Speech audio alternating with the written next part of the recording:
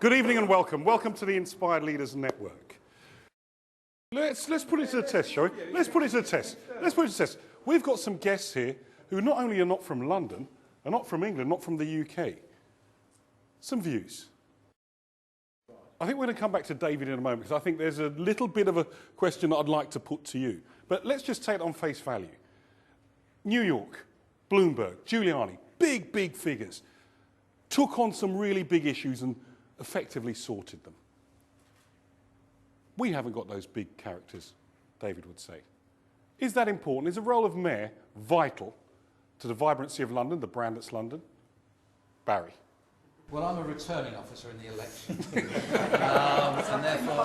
and therefore I will walk the tightrope of this question. So two great questions. And I'm going to take a third one, Patrick. Anyone else from outside of London? Please, Sammy. Sammy, where are you from? Yeah, I work for Standard Bank in Ghana. So Barry, there are a number of chief executives, there are a number of peers of London boroughs. Do you ever get to that level of consensus, that level of understanding of what London is? And going back to Bill's well-made point, perhaps someone says something that doesn't resonate with your understanding. How do you react? But do you understand that when people say that, but I don't get it. I want something simple, something straightforward. The way I do my products, my luxury goods. Barry. There you are. Just still a bit confused on why we need to brand it. And diversity, do we end up being no one? Well, is there an end to diversity? Is there an end game? Or is there an optimum amount of diversity you can have? Just a little bit more diversity, please. No, not much more than that. Views. We've worked our three guests very hard tonight. They've been brilliant. Give them a fantastic round of applause. Fabulous, guys. Very good. Excellent. Thank you. Great question. Give you a moment to think about that. Bernard. May not be about size, Bernard. Usually is.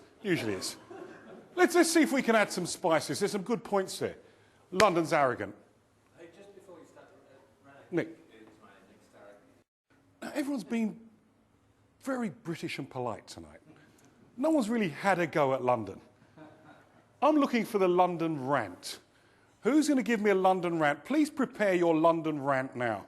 And if I can't find one, I'm sure I'll find a volunteer to give me a London rant. But David, I want to come to you in France, so I'm going to come back to you about Nairobi. So David, what's your view? What do you think of Atlanta?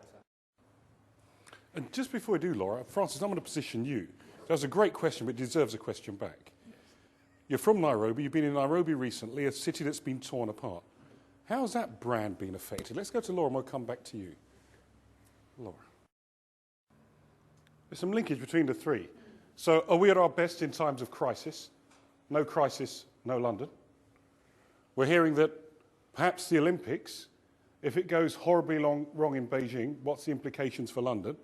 We're also hearing that easy to talk about London in the good times, but there is a darker side of London. Surely that should be part of the brand as well. Will that be fair? Views. Bernard, Julia, I'll come to you in a moment. Let's just see if we can rat-a-tat these ones off. Now we've got, what are we doing to protect it? What are we doing to oxygenate it, keep it alive? When I leave, I miss it. Sustainable communities. What are we doing? How sustainable is it? What are we doing about sustainable communities here? Who's going to kick me off? David. We're asked by many of our network to talk about branding. What do you stand for?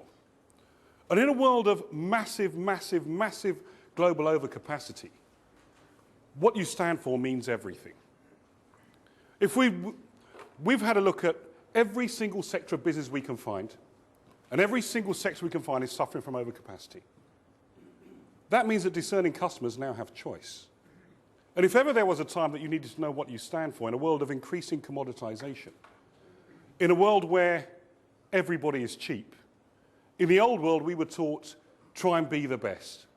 Everyone was fighting to be incrementally the best. Well, just perhaps the world has changed now. It's no longer about being the best. It's about being special, different, and unique. What makes you stand out from the crowd? And if you're not authentic, you'll be found out immediately. It's one thing branding a product, it's another thing branding a service. How about branding a city? What makes a city special? Early 1960s, my parents were in Gambia, and they were relatively well off, middle class, financially independent. We had primary schools, not many secondary schools, and certainly no tertiary schools. We were a British colony. The mother country was the UK. My father realized that perhaps the best way forward for his children was a proper education.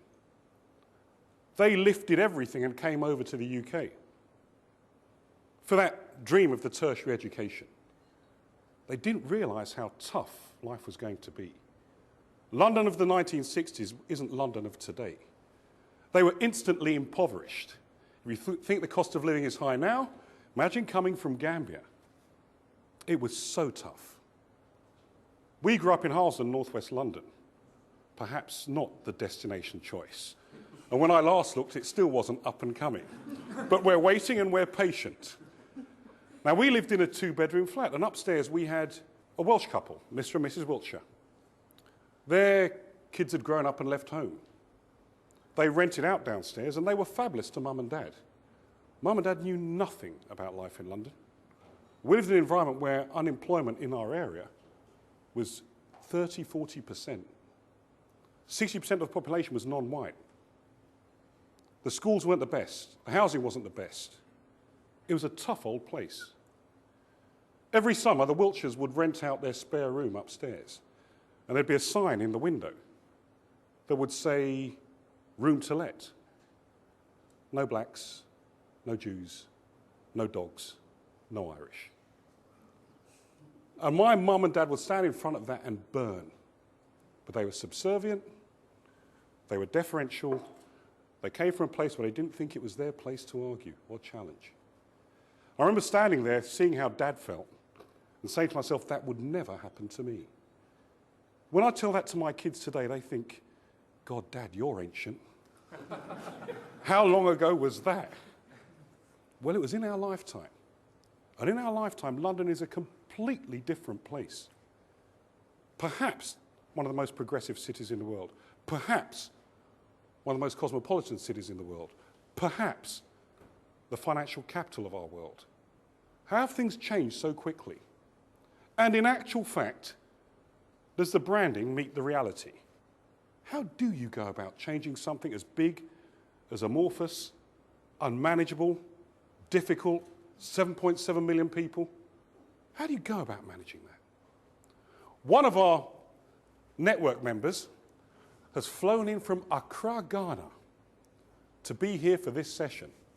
Give Sammy a round of applause and a welcome, please. Now, Sammy's in a very interesting place because Accra, Ghana was celebrating 50 years of independence.